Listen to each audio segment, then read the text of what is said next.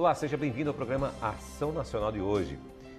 E hoje é bem especial, nós estamos recebendo aqui Max Geringer, palestrante, administrador e autor de vários livros. Obrigado pela sua presença, Max. É um prazer. Que bom.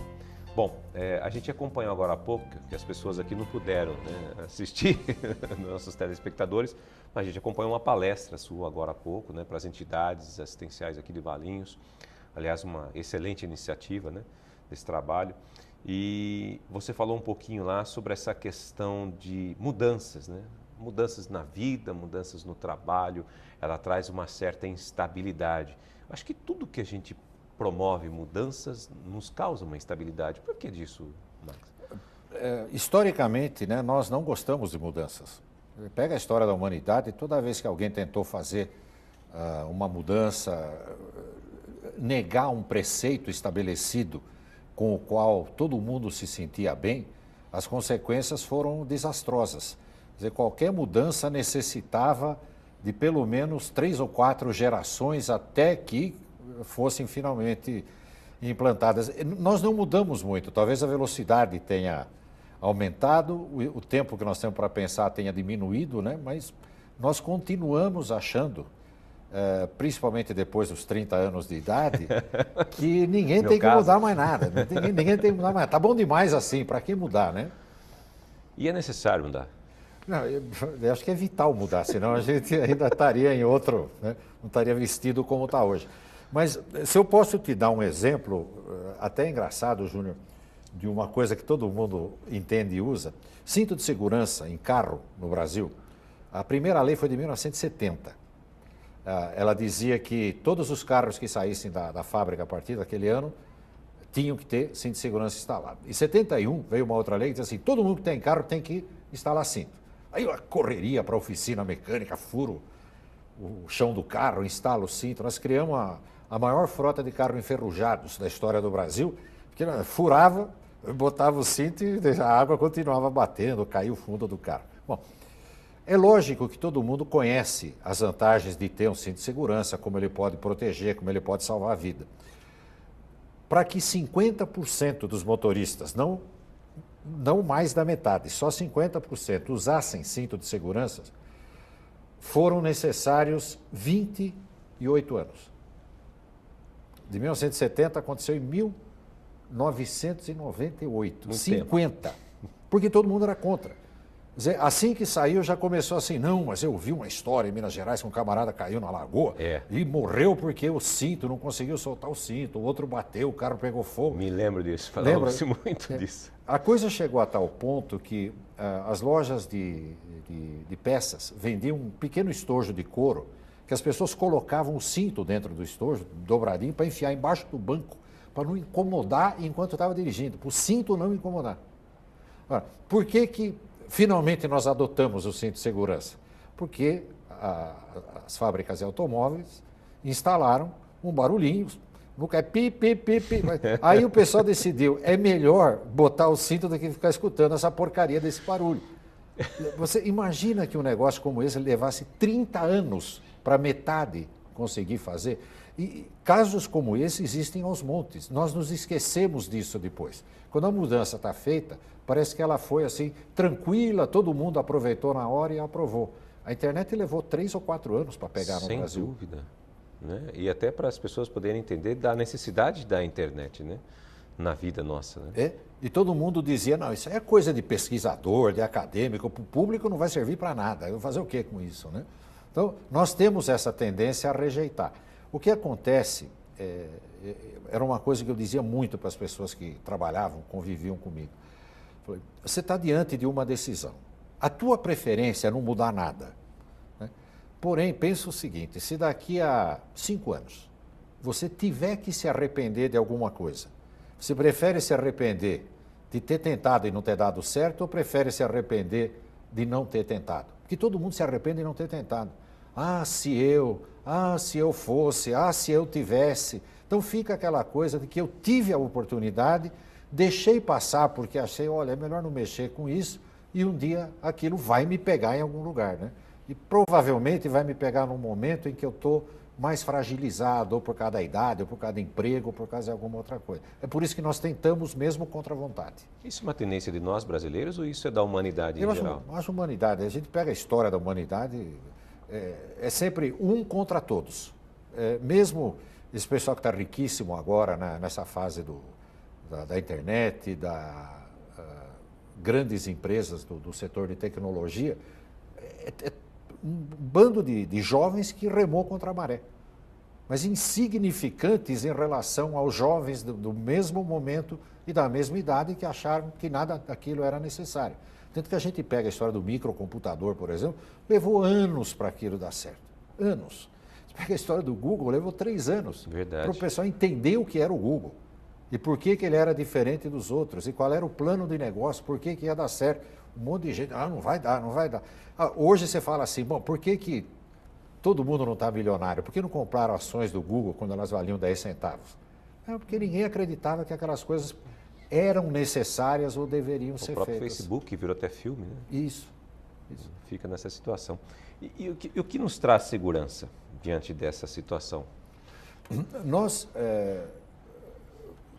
vivemos em família porque nós acreditamos que viver perto de pessoas que nós conhecemos, né, nos dá a sensação de segurança. Que se eu estiver doente, alguém vai me levar na farmácia, se eu estiver em necessidade, alguém vai me ajudar. A família era o núcleo inicial, depois nós começamos a estender isso para comunidades maiores. Né? As cidades medievais são engraçadas quando a gente vê de cima, porque você tem a igreja no meio da cidade e como se fosse teia de aranha, né? A rua saindo, quer dizer, só ia se alastrando, mas as pessoas continuavam a depender umas das outras, todo mundo se conhecia e todo mundo se ajudava. Eu acho que nós herdamos isso e nós fazemos isso hoje com o Facebook, com o WhatsApp e outros aplicativos. Nós nos comunicamos com um monte de gente porque sentimos a necessidade de ter a opinião ouvida, de que pessoas que leem o que nós escrevemos, nos digam que gostaram daquilo que foi escrito. Eu acho que nós vivemos numa constante busca de reconhecimento, de mostrar que nós existimos e que somos importantes para alguém. E aí nós criamos esses diversos núcleos, né? Associações às quais nós pertencemos. É difícil não participar em nenhuma. Sim. Você citou uma coisa muito importante. Nós se comunicamos hoje muito rápido, né? Temos aí o WhatsApp, enfim, a internet, o próprio celular, a gente se faz. Mas a gente realmente está se comunicando mesmo? A gente está vivendo essa comunicação?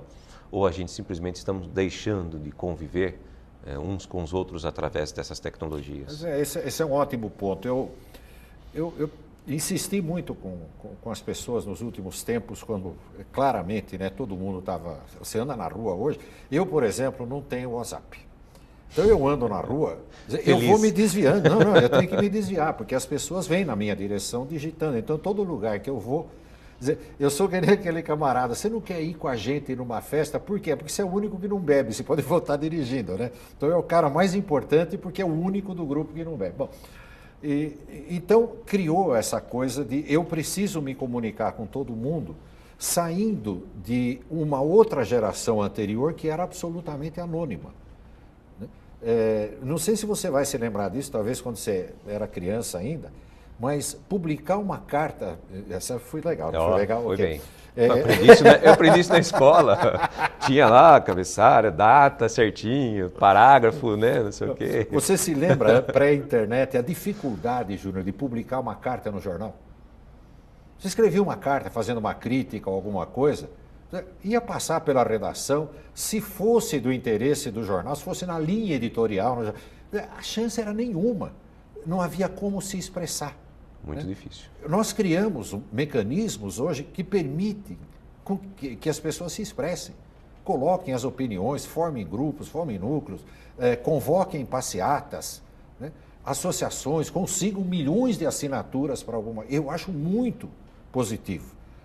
Porém, o que eu estou dizendo para as pessoas é, independentemente disso, os grandes problemas da sua vida profissional e pessoal você vai resolver falando. Você não vai resolver digitando. Você vai pedir aumento, você vai formar alianças, você vai dar desculpa. O próprio relacionamento familiar com a sua esposa, seus filhos. Tudo. Você vai fazer o quê, né? Pai, o que que é? Por que que as borboletas batem asa? Depois eu te mando um WhatsApp. Senta aí, meu filho. Espera aí que eu vou pesquisar Eu aqui. devia ter te explicado isso quando você tinha 3 meses. Agora que você tem 7 meses, eu vou explicar. Então, nós ainda temos essa necessidade da comunicação falada. Porque a minha avaliação de um dia de todos nós, é que você pensa que dia hoje? Hoje é quinta, hoje é quinta-feira. Podia ser qualquer dia, vamos dizer que seja quinta-feira. Se eu perguntar o que eu fiz na sexta-feira da semana passada, é difícil lembrar o que nós fizemos. Porque nós temos coisas que nós fazemos todo dia. Tomamos café da manhã. O que você tomou no café da manhã? Não sei lá. Vou prestar atenção no que eu tomei no café da manhã agora? Que eu lembro que eu almocei ontem. Isso. Então o tempo vai passando. O que fica marcado? Um momento feliz, de alegria, de algo assim que fora do comum, e 2 ou 3 momentos de frustração e insatisfação. Com um colega de trabalho, com alguma coisa que não deu certo, né, com o que nós fazemos. Falei, o que sobra para a gente espreme o nosso dia? 97% de rotina absoluta, nós nunca vamos lembrar. Então sobra aí 1%. Esse 1%, 2%, nós vamos decidir falando. A comunicação eletrônica, para mim, está nos 90 e tantos % que a gente não lembra. Para quem que você mandou mensagem a semana passada?